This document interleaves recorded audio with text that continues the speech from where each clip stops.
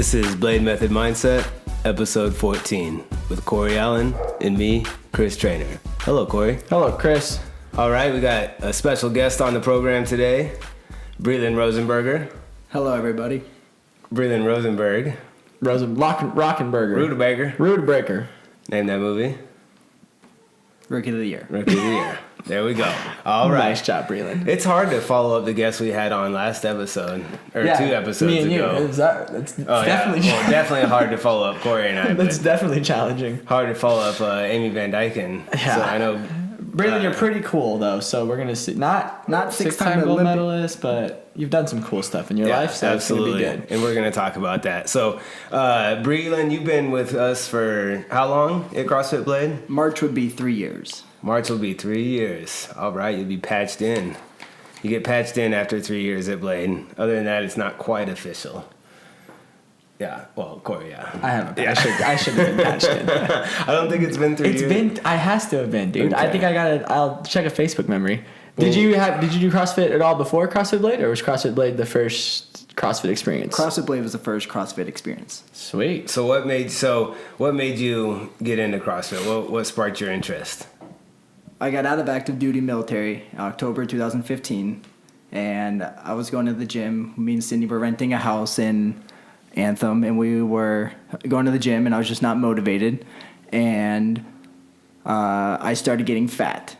I got out of the Army. I was probably 180 pounds, in decent shape, and then 3 months down the road, I was almost 200 pounds, and I was getting worried. I was not motivated to go to the gym, wasn't sticking with anything, and I've seen the CrossFit Games on TV, and I was like, those guys do cool stuff. So I Googled the CrossFit gym, and Sydney was kind of against it at this point. She was like, no, we just need to do what we're doing now. And I went to the gym, and I liked it. It was a Tuesday. Tara was the coach, and I liked it. It was small, simple movements. I remember doing like 42-pound cleans. Yeah. So nice. Just starting out. And then the first reality check with CrossFit was that Friday was 16.5, which was the burpees and thrusters descending ladder. Oh, gross. Yeah. I mean, I love that workout, but that would be a horrible workout to start. I can't believe that I guess I feel like I've known you for longer than that, Breilan. I can't believe that was your first Friday workout was having to do 16.5. That's pretty gnarly. Yeah. Was it during the Open? It was. Awesome. During the Open. And I just remember I was like, I got out of the military recently. I'm pretty fit. I can do this. And I was at North at the time. And Gaina was right next to me in her station. And she was doing RX at 65 pounds. And I was doing men's scaled at 65 pounds. So I was like, I'll just pace off of her. I can do this. And I was already scaled down. So I was doing 21, 15, 9, 6, 3. I was skipping the 18 and 12. 18 and 12. Yeah. And I was still on my set of 21 when she was done with her set of 15. She was, or 18. She was smoking me. And I couldn't catch my breath. I was miserable. For those of you that don't know, Gaina is one of the fittest 45-year-olds on the planet. She's incredibly ripped fit. up. Yeah. Super shredded. fit, super strong. And the nicest shredded. lady alive. Yeah, so I can't believe you saw Gaina and thought that you were going to be able to keep up with her. Yeah, I've been like, let her run with it, man. Yeah. It was so, I mean, I remember lots of workouts with Breilan coming near death. Coming near death. In the beginning, yeah, because you had that mental attitude because you saw the guys on the CrossFit Games, and so you were probably like, man, I can do this, I want this, and then when your body just won't cooperate, it's pretty frustrating.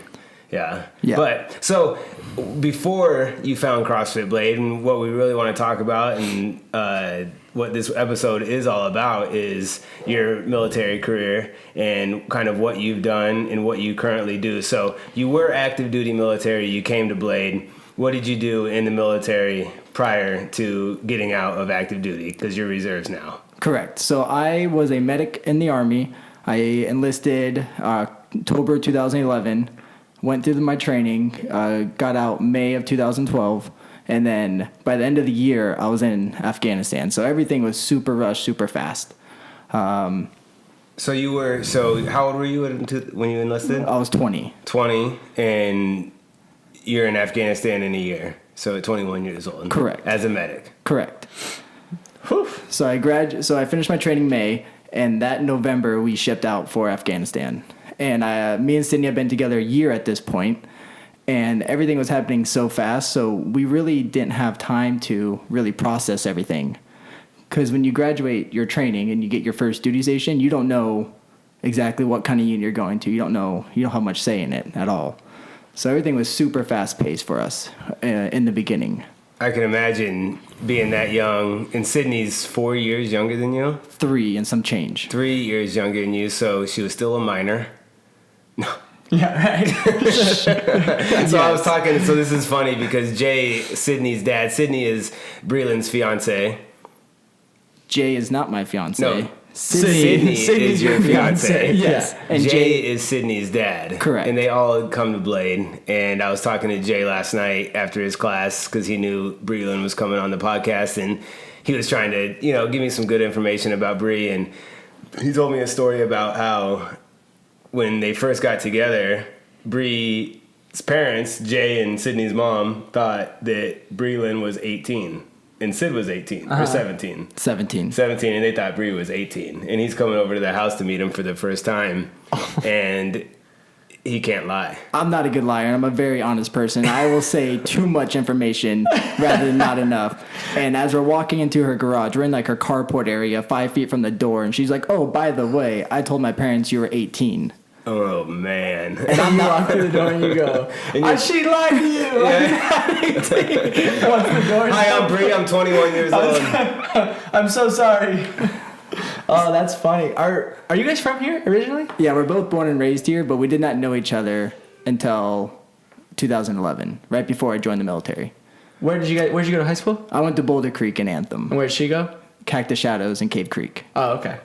Corey always asks people that when they're from Arizona where they went to high school. Well, yeah, I just gotta see, because I went to high school here. You don't, if someone's from Kansas, you don't ask them what school they went to? If they're from my hometown? Yeah. Well, there'd be 2 high schools. Well, then process of elimination, I guess. What if you didn't know they went to the same school as you? I absolutely probably would. Yeah. All right, so you meet Sydney's parents and Jay, and you're in the Army at that point. No, you're not. Just about to ship. You're just about to ship when you meet her parents. Correct. And they're like, oh, good, she's dating an old guy that is going off to Afghanistan.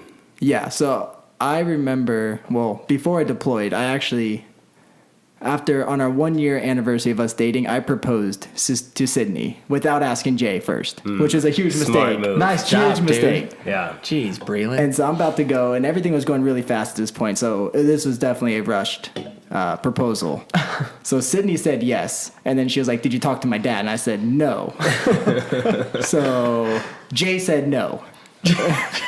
Jay said no. Jay said that's no. awesome. It took 3 tries to get his permission. Wow. Because you were going off to Afghanistan. Yeah, so she was a freshman at ASU at this time, and I was leaving for Afghanistan. Yeah, he's like, no.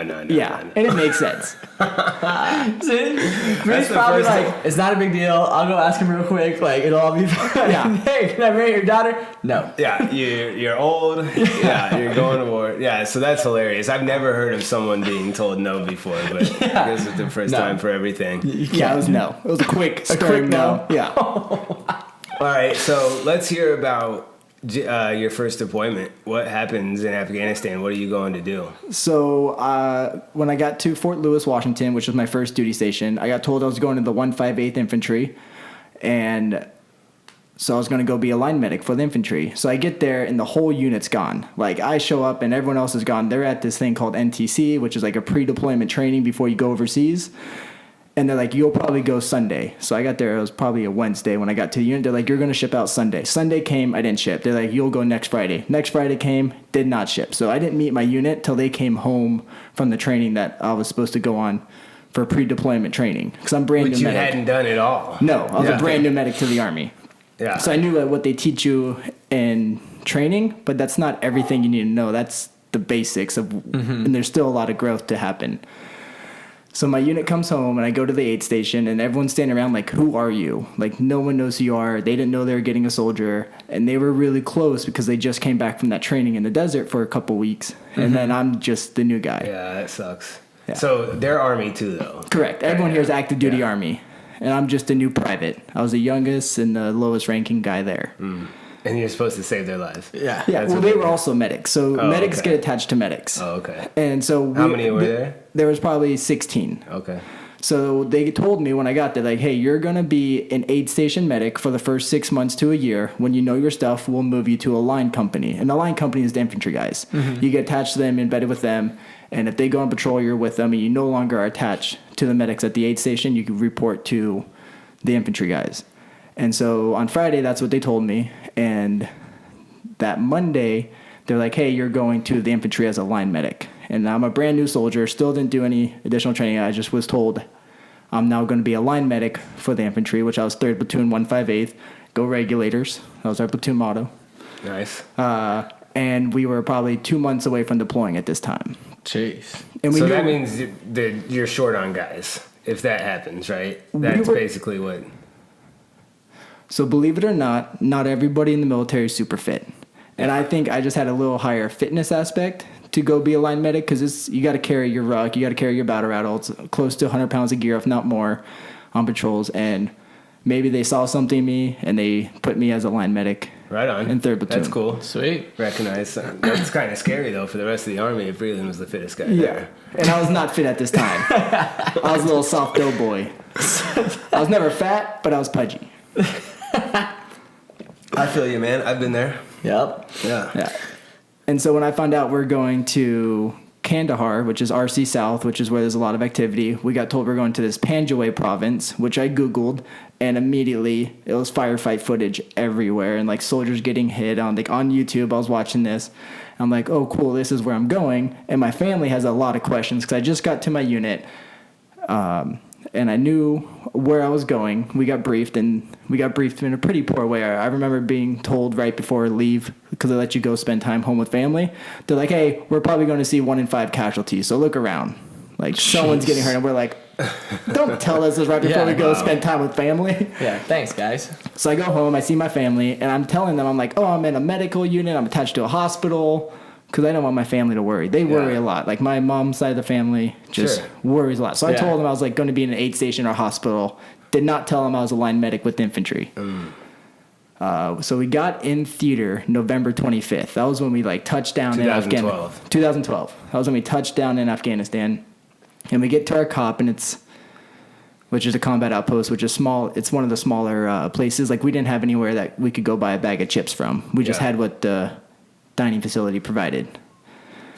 And so that was then. Yeah. So that was November 2012. Yeah. Yeah. So you get in theater, and are you going out on patrols right away? Or? Yeah. So they do this thing called a RIP patrol, which is the outgoing unit will go on a patrol, and key people from the new unit will go on, like the platoon sergeants, the squad leaders, the medics, and the radio operator will also go on this patrol to kind of get they'll show you a village. We'll go to the area and look on it. And so I went on that RIP patrol probably the next day or 2 days after getting there. And that was when I encountered the first casualty we treated. An EOD guy was looking at a linear rock formation, which is a sign of an IED.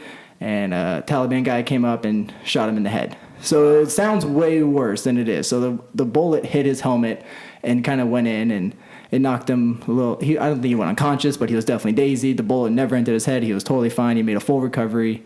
So that was that was your first. That was my 3 hours outside the wire. For people that understand, a casualty doesn't mean that the person died. Correct. They just got injured. They require medical treatment. Correct. Yeah. So it sounds bad getting shot in the head. So he was definitely concussed, dazed. Was it AK-47? It was. Yeah. Yeah. So it shredded his helmet pretty good. And that was his last patrol in there. He just spent 9 months there, and he was ready to go home. And this was his last patrol. Jeez. So that was a scary moment. But you obviously at this point, 21 years old, you realize you're in it. Like, people are getting shot. Yes. I'm here. What's your mindset? Are you like, let's get some? Are you scared? I was more amped up at this time than any time, because that was like the biggest success story you can have. You had a casualty with a headshot wound or a gunshot wound to the head, and you treated them, and they made a full recovery. That's awesome. Like you're golden, right? Yeah, I'm like, oh, this is awesome. I can do this. I didn't hesitate. I got right in there, did my treatment, and I still didn't receive much. You got much. a ribbon for that, probably. No, no. That's doing your job. Okay. Yeah. All right. Your job is to be a medic in the Army. Yeah, for stuff like that happens, you do your job. That's awesome to get right into it, though. You're for first patrol, 3 hours outside the wire. We left at 2:30 in the morning that day for patrol, and this was probably at like 5:36 in the morning that this happened. Jeez. Right at daybreak. All right, so that's your first casualty. We can't talk about the entire deployment, but I know that there's a situation in there where you were awarded a pretty high honor, the Bronze Star with Valor. Correct. So I am a Bronze Star Medal of Valor recipient, which is a very high award, which a lot of people, I'm very humbled by it. A lot of people have done a lot more and received nothing or less, and I did what I think was my job, and I got this award. This was another day. It was our platoon's first or second patrol. We were brand new there, and the Taliban, they know when a new unit comes in. They're not dumb, So they knew we were new, and they hit us really hard and fast in the beginning. And on this day, we took a total of 8 casualties throughout the day due to IEDs, gunshots, RPGs, just a multiple. They hit us really hard with ambushes. Any of those KIA? Yes, we did lose Staff Sergeant Williams that day. He was a triple amputee, musculofacial trauma, he got hit really bad. Yeah. So we were surrounded at the whole time that this was going on, that we had these 8 casualties. They were they were maneuvering on us, getting new firing positions, shooting on us. So it was a 55-minute firefight that we were... Are you firing? Are you at times, but when I had 8 casualties, my main job was to no longer fire. Yeah.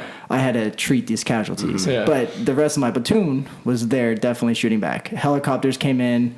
When the helicopters land, so we called dust off to pick us up, which is like the flight medics, they'll come get them out. They actually turned around twice because the landing zone was too hot to land. Yeah, they're like, we're not coming in there. So the Air Force PJs ended up coming in and landing. And this is my first time evacuating casualty with a helicopter. So the helicopter landed. This guy comes out with a mustache and says his name's Brian. I'm like, okay. So Brian gets off the helicopter. He's a PJ? Yeah, he's an Air Force PJ. Which is Pararescue jumper with the Air Force. Yeah. Yes, they're much better medics than what the Army puts out because they do much more training than us. Mm-hmm. So he gets out and he starts treating people as well because, we had I was the only medic on the ground for 55 minutes with the 8 casualties. Jeez. So it was just a rough situation I was put in, and I never hesitated to do an intervention, but I could not do all my interventions I needed to do just because... What's an intervention? So, like, putting on a tourniquet on a amputated leg would be a medical intervention. So I did all that. I stopped the bleeding, but, like, one of the guys needed an advanced airway, and I went to initiate this airway, and my hands were just way too jittery. I had too much adrenaline pumping. I would have caused more damage than good.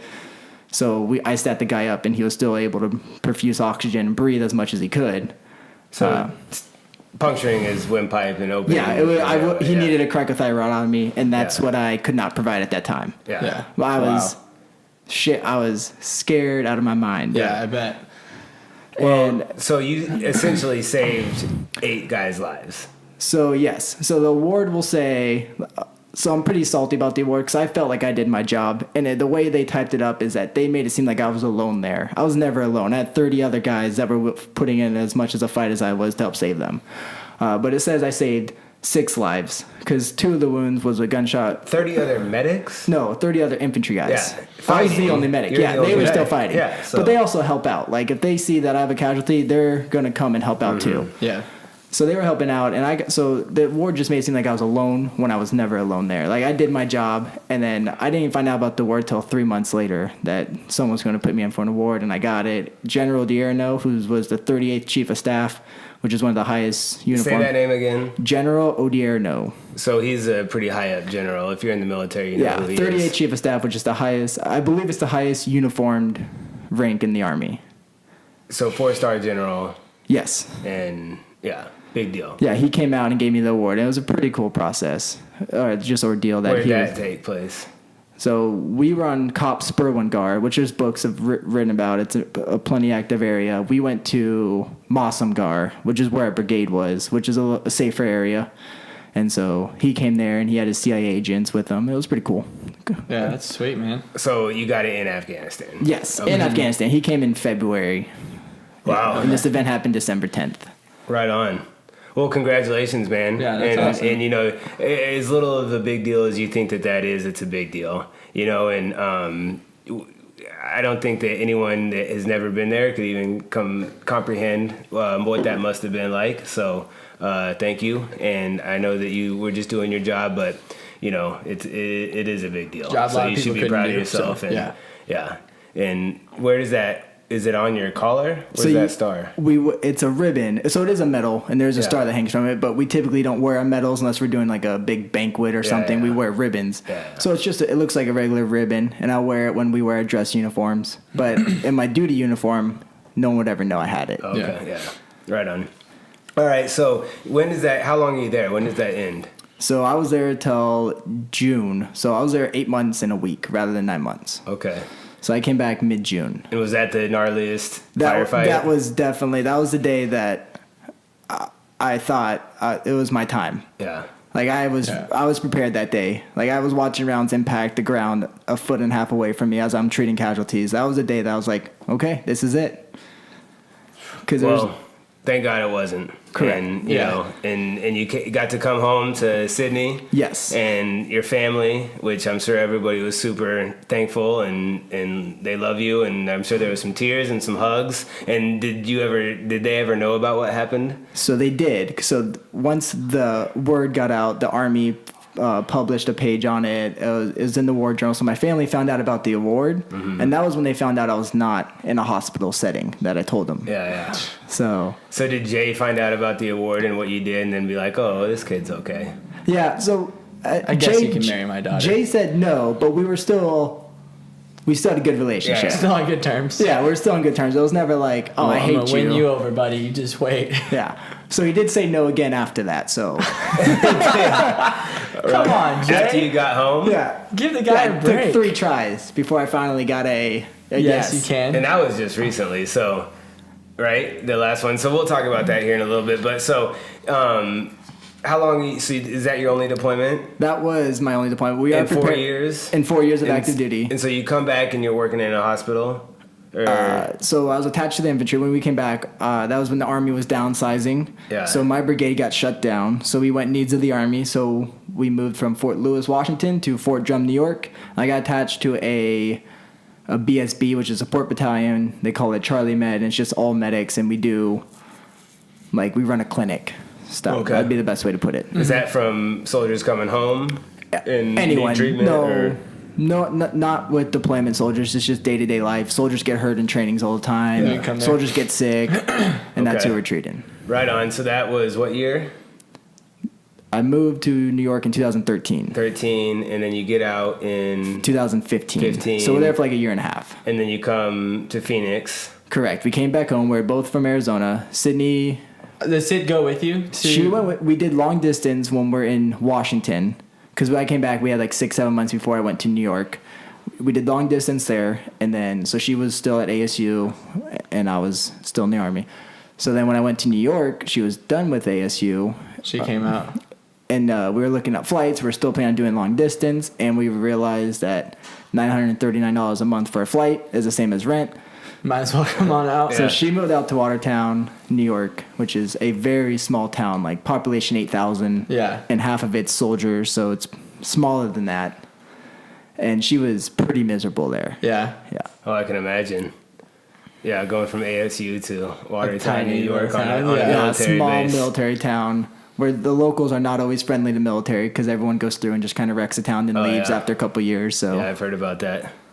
So I want to, now transition into you getting out of the military and then getting into CrossFit. And how much weight did you lose once you were a Blade? And it took some time, but yeah, after 2 years, at the 2 year mark, I was down 30 pounds. yeah, So I remember you showing me those pictures. Did I publish those You pictures did. on something? Yeah, the It's Blade right page posted it. Yeah, they're there. Okay. Yeah, they're there. Yeah, I've seen They're them. on the webs. They're on the webs. Oh, yeah, dude. You can look me up shirtless You're if you out on the want. interweb. Yeah, he's shirtless Yeah. on the interweb. But a massive transformation. I mean, you're not a Huge. huge guy. You're what, 5'9"? Yeah, 5'9", yeah, so it's not like you were 250 pounds and lost 30 pounds. I mean, when you go from 200 and 10 pounds or whatever you were. That's a lot harder to lose. That 30, yeah. That's, that 30, it's just a bit much more visual, dramatic. When I did my body fat at the gym, it was at 11.2.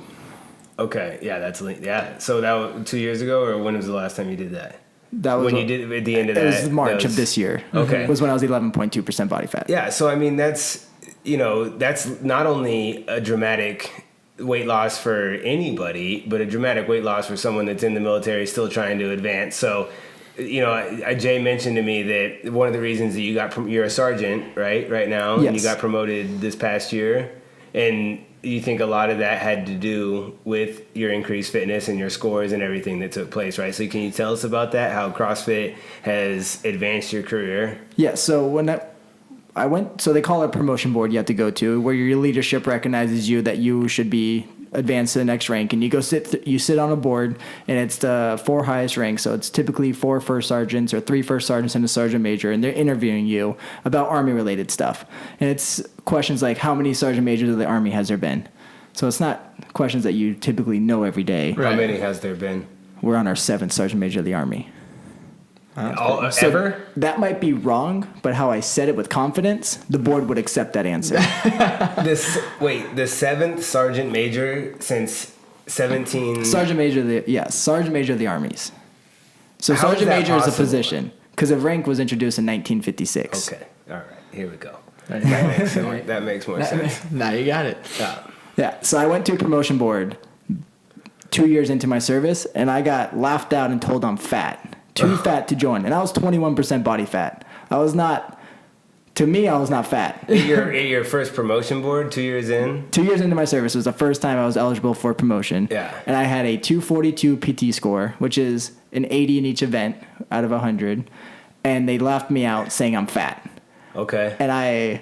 So that was kind of a heartbreaking thing. So then you get swolled up, drop a bunch of weight. Lost some weight, and then when I got to the Guard, because I got out of active duty, still enjoyed the military, so I joined the Arizona National Guard, which is just like the reserves, slightly different though when you get up higher. So CrossFit, since joining CrossFit, my lowest PT score has been like a 280, which if you would have asked me, 242 to 280 is a big gap because that's going from like 75s to 80s in each category to 90s and above. Yeah. And the only thing I can't do is I can't run a 13-minute 2-mile. Come on. I got You're not a 14 good minutes. runner. Okay, but keep going. Not the fastest runner. So now at my new unit, I exceeded the standards on the board. I was one of the highest ranked in Arizona to get a E5 slot. Did that, and now I'm actually in charge of the PT program for my unit. Oh, nice. awesome. So That's Right sweet, on. dude. So you come up with the workouts you do in the morning? So the Army has a system, a PRT system that they do. So I just enforce what the Army has. And then any failures of the PT test or any failures of the body fat composition, we'll counsel and we do remediation PT with them. So after drill, we'll link up and we'll do exercises, which I typically make them do CrossFit style movements. There you go. Awesome. Right That's on. the way to do yeah, it. you should try to change some of those things that you do. That's handed down from the Army and see what you can... So the Army is changing the PT test, and it's going to a lot of CrossFit style movements too. I mean, so it's been crazy. That's Yes, awesome. 30 years. But yeah, I've talked to Jess a little bit about that because you guys were promoted right around the same time. Correct. So, all right. So, I mean, had you not found CrossFit Blade, could you say that you'd have the same position or not just CrossFit Blade, but CrossFit? I mean, do you attribute what you've done in the past 3 years to where you're at right now in the military? Yes, so CrossFit has helped my military bearing out significantly just because when I got out, I had no motivation to keep myself going. Like I would go to the gym and do squat 135, bench 95, just do low weights, and I just couldn't get motivated to go. I'd maybe go 3 times a week. Sid would beg me to go to the gym with her. Yeah. And I'd be like, no, I went yesterday, we're good. Yeah. Like I had no motivation to go to the gym, and I'm just not a very self-motivated person to do exercises. Like I'd get there and then just hang out and then go home. Yeah. And then so me being one of the fitter leaders of the unit, which the Army cares a lot about fitness, it's definitely helped me become more recognized and set me up for advancements. Awesome, dude. Yeah, that's sweet. Well, I think that, the person that you've become in the past few years is, and I didn't know about your previous deployment in the Bronze Star and all that for a couple of years. You mentioned it to me in passing one time, and so that kind of opened my eyes a little bit to what you were before Blade, and I had no idea. But just in the past 3 years, who the man you've grown into and the person you've become is just a much fitter, awesomer, cooler, more strapping dude. I feel like you're just much more confident and you carry yourself in a different way than you used to, and I think it's awesome. I absolutely agree. Yeah. Yes. Cool. All right, so we just found out, and a big reason I wanted to have you on is that you're getting ready for another deployment. Correct. And this one is a little bit different than the last one in that not as many guys are going, and Sid's having a little bit tougher time with it, if I'm not mistaken. And yes. So kind of fill us in on what's happening and kind of how you're going to use CrossFit and what your mindset is like gearing up for this next deployment and what it's all about. So right now, there's still a lot of unknown about deployment, and that's typically how the Army works. You really don't know where you're going until you're on the plane. Well, you do. You have an idea of where you're going, but it can always change until you're there. So they say like, hey, if you're deploying a year from now, there's probably a 90% chance you're not going anywhere. Are you going to Iraq? Yes. Okay. So I'll be in Iraq during the summer of this year. By the summer of this year, I'll be in Iraq. But this time, I should be, from what I understand, we're doing a lot more teaching. So the best medicine is preventative medicine. So we're going to be doing everything we can to prevent injuries and illness, and especially non-combat related illnesses and injuries. So for the soldiers out there, yeah. Really there. So because from when you went on your first deployment, fighting was pretty. Yeah, it was still pretty fierce. When we first got there, we were in firefights. Every other patrol, almost every patrol. At least once a week, every time we stepped out, we'd be leaving the cop. Like we'd be at our entry gate taking contact. Yeah. Like they were close. Too close. So you're not expecting that this go around. No. Iraq 2018 or 2019. 2019 is gonna be a not different place. as bad as it was 10 years ago, Right. 12 years ago. Oh yeah. Absolutely. So yeah. It's not going to be the same style of deployment. I can't say till I'm there because I don't know exactly who I'm getting attached to, what I'm doing there. There's still a lot of unknown. Mm-hmm. Okay, so why is Sid having a tough time? So my first deployment, I joined the Army, got to my unit. Everything was happening so fast. So we didn't have time to really step back and prepare. Whereas this deployment, we have a lot of time to think about the fact that you're going to be gone, right? Yeah, and this time is different. Last time she was a freshman in college at a sorority girl, so she was busy with her sisters, busy with school. She was working. So this time, she has a full-time job at Mayo, which she loves. She goes to the gym a lot. So her schedule is pretty busy now. But then it's going to be her alone. Yeah. And that's going to be very hard for her. So, like, deployment for me, I think is easy because I just leave. For Sydney, she's being left, and she is picking up a lot of weight to manage the household because we do own a house together. We have the dog. Mm-hmm. So she's going to be head of the house for the whole time we're gone. And we really haven't figured out exactly how we're going to do everything yet because we don't know. The first deployment, we didn't have this issue. We didn't have all this time to prepare. It just happened. This time, we are having the time to prepare, and we haven't quite figured it out yet. Yeah, it probably makes it harder to all the time just sitting and waiting and more time to think about it, I'm sure, than before when it's just like, hey, we're engaged. I got to go. See you later. Yeah. So she is going to be planning a wedding while I'm gone. So that's also going to help take up time, and that's good. Well, she'll have she'll have her community at Blade. Yeah, she'll have the support Blade system, community is great, and we'll all be there for her. Yeah, she won't be alone completely. Obviously, it'll be alone without you, but there'll be a lot of people here for her. Right. So you can, obviously, you can take comfort in that as well, and her family and everything like that. But so if she's planning a wedding, that means that Jay gave you the yes. Jay gave me the yes. Third time go. Third time's a go. And how many years between Ask 1 and Ask 3? So the first time I asked was 2012, right before I left. Hard no. Hard no. Hard no. Second time was probably 2014, maybe early 2015, and that was still kind of a hard. It was definitely a no. But was she living with you? Was he like, I'm sorry, Bree, but I just can't say yes, or was he like, no? Yeah, it was like, I still think you guys are too young, which we were. We still are very young.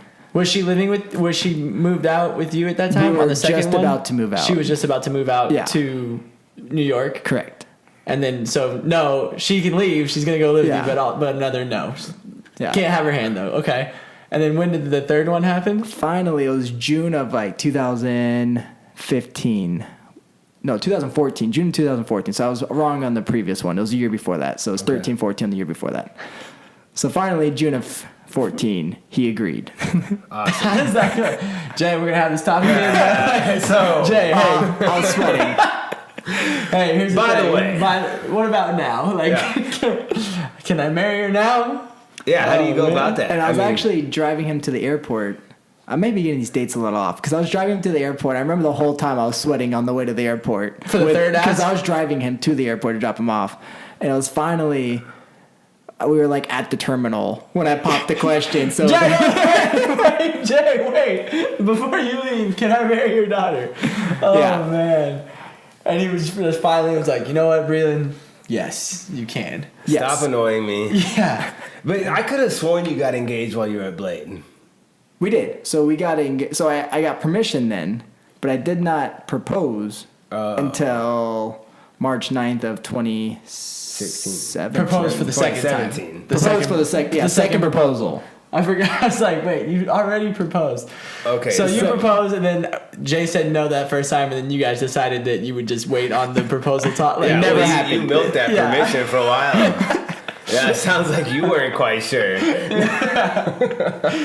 it was like, well, you already proposed wait, 4 years you got ago. permission 3 years ago. What's wrong, Bree? That's funny. Yeah, man. so last year you guys got engaged, and that's awesome. You had the second proposal. Just joking, Sid. That's what we do. Oh, that's funny. Jaybird, I'm gonna have to give him some credit for that. Like, man. Yeah, he didn't tell me about that. That was saving lives over there. You couldn't give him a yes? He was trying to give me all this information on Bree last night, and he was like, "Gosh, what can I think of? How about the fact that you denied him your daughter's hand 3 times?" You didn't remember that, Jay? Yeah. Well, I mean, come on. He must not have given it a second thought. Yeah, no. Jay, I'm about to leave for Afghanistan. I really just, I'd love to marry your daughter. No. It's hard.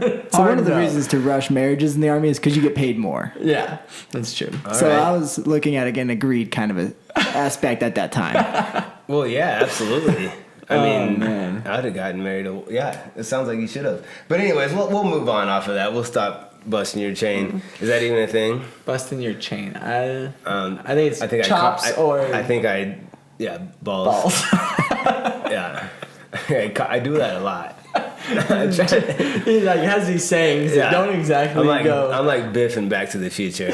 All right, so leading up to this deployment, I want to talk a little bit about your nutrition and training leading up to it. Are you planning on doing anything different, or do you have a mindset going in that you're going to switch anything up, or are you kind of just like, no, I've got to focus on the house and everything else. I'm going to go as is, keep my training the same, nutrition, and then getting over there. I know we were talking a little bit about the intermittent fasting, so. Correct. So right now, Sydney prepares all 4 of my meals every day, as she's done the past year and some change since we started RP, which is a macro program. Oh, okay. So she does all the cooking, all the meal prep, and I'm very fortunate, very thankful for you to be doing that for me, Sid. Absolutely. Good job, Sid. It was really easy for me to lose the weight because I just ate whatever she probably made. can't wait for you to go there. Yeah, she's like, I don't have to cook all these meals anymore. Yeah. So I'm a little baby, and she has to take care of me. I get it. Yeah.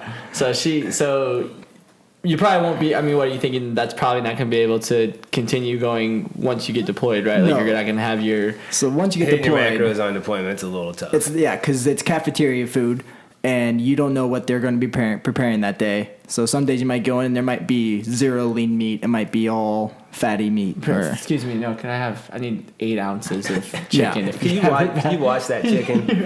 Steam that broccoli, Yeah, please. and So then a diet program that's pretty popular is what you're doing now is intermittent fasting. Yeah. Because you can kind of get a little lax on what you eat, and it's just as long as you keep an 8-hour window or 10-hour window of eating, you can still see some results. I think that I forget who I was listening to. I've read and listened to so much about it, but it was someone in the military, and the biggest thing that they enjoyed about the intermittent fasting was the not need to eat. Like, the coolest thing about intermittent fasting is if you don't eat, and you're extending your fast. So a lot of times people are worried about if you're out on patrol and you've been out for a long time, I've got to get this meal in, where when you have the intermittent fasting mindset, you're just not eating. You're just extending your fast, and you'll eat when you can. Left off, right? Yeah, and there was plenty of times that we went out on patrol that was supposed to be 3 hours, and we were out there for 24 hours plus. And so whatever food you brought, that's what you had. What you eat. Unfortunately, if we eat every 3 hours on that, out of your MRE, it's crappy food, and it's super high calorie and super high sodium. You're not intermittent fasting. So it's better to go out on 24-hour patrol and know that for 16 or 17 of those hours, you're not eating.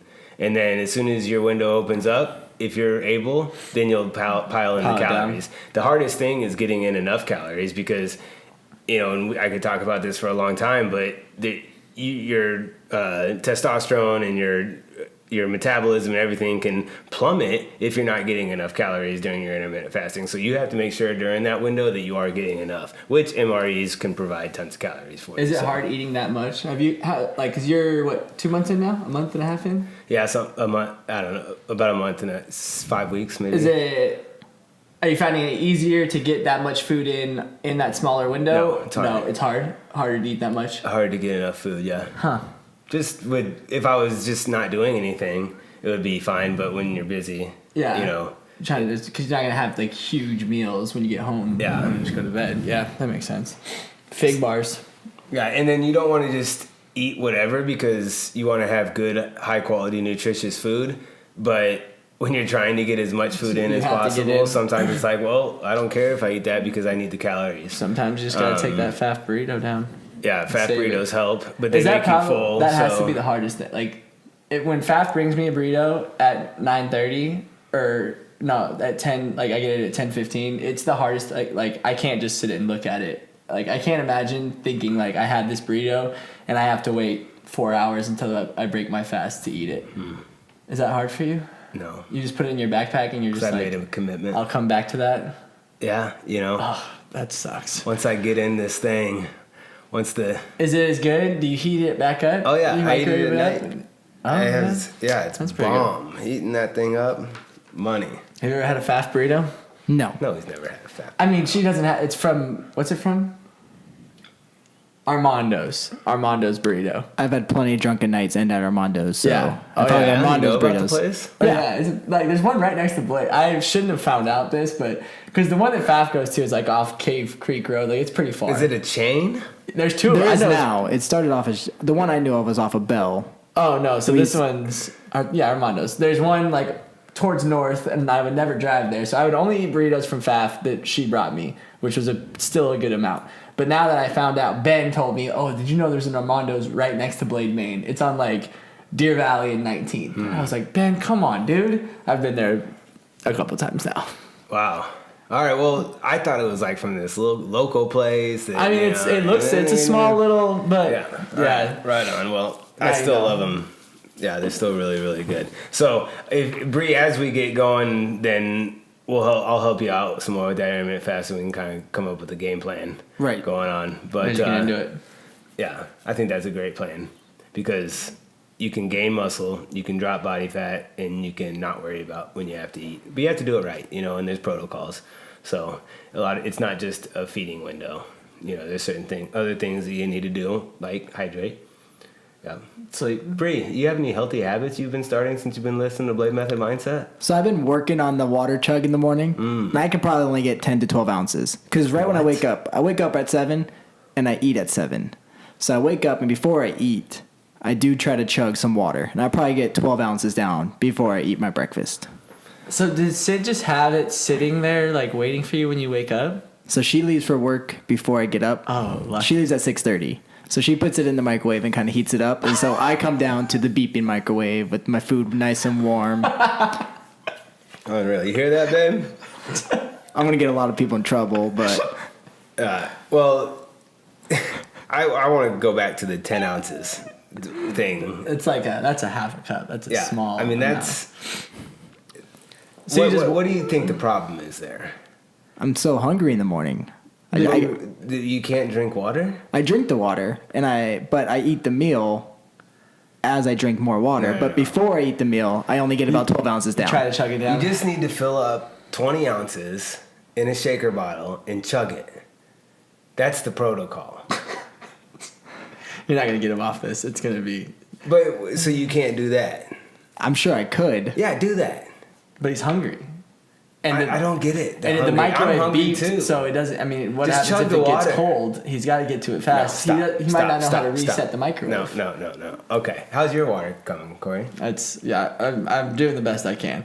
I don't know how much because now I'm back on my Hydro Flask game. So I drink as much as I can out of the Hydro Flask straw, and then I assume that I'm about at 20 Yeah. ounces. Okay. We don't need to get too hung up on numbers. I 14 appreciate gulps. the fact that you're chugging the water. I think in it's the about morning. 20 I ounces. think that's great.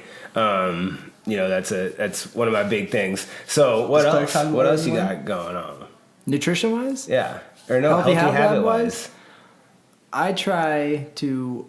I'm not a big fan of try in front of things, but keep going. So I drink I try to limit my 2 non-water beverages a day, which includes Spark. So I'll have a Spark as an energy drink, or I'll drink an energy drink. I drink 2 non-water beverages a day, and I try to drink half my body weight in ounces a day.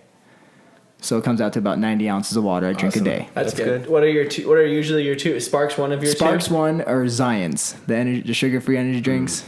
Science. Yeah. You don't drink coffee?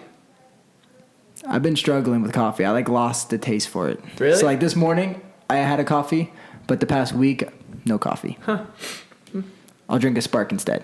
There you go. Yeah, so not bad. I drink Rehydrate every day, which is our electrolyte drink, and I don't count that as my water. Even though it's just electrolytes in water, it's not part of my water intake. But I drink 1 or 2 a day. But it does it? You don't drink that in the morning, right? No, because it breaks that would break fast. your I fast. used to. Yeah. I drank Rehydrate every morning at 4 a.m. for 4 years. But But that ever would since break I your started fast intermittent now. fasting, it would break a fast, so I don't. For right now. Yeah. Do you do apple cider vinegar? For maybe 3 days. You tried it for 3 days? Yeah. Julie's on a new kick. She wants us to try it, and I told her I would support her fully in watching her do it in the kitchen. I can't but do I it. can't do it.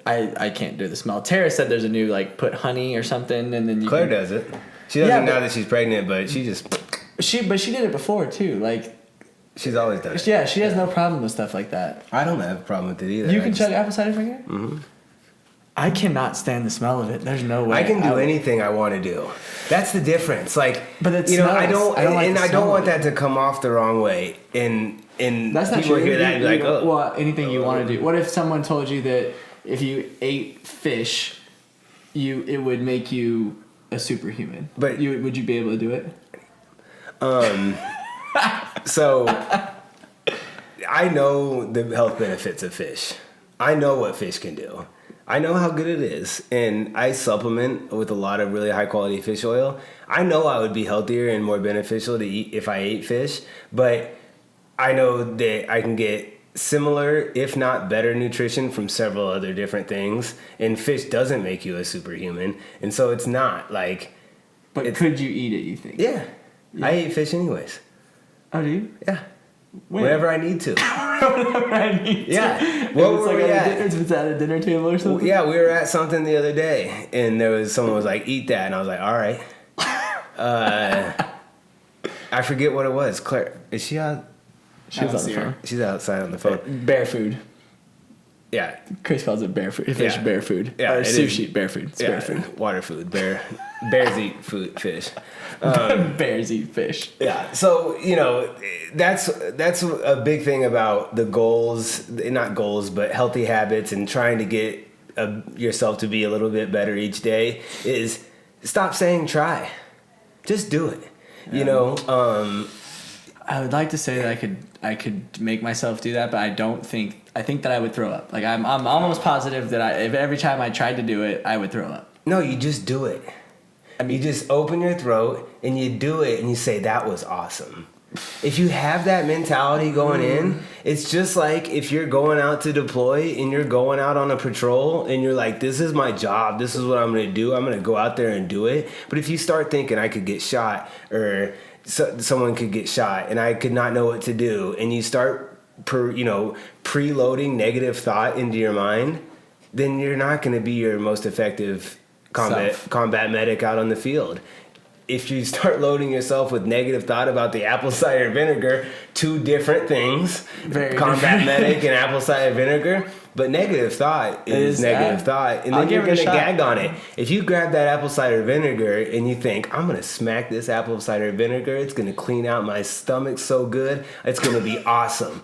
And you chug that thing, and it'll light you up on fire, and you're like, yeah, I just did that. I'm a man. I'm a man.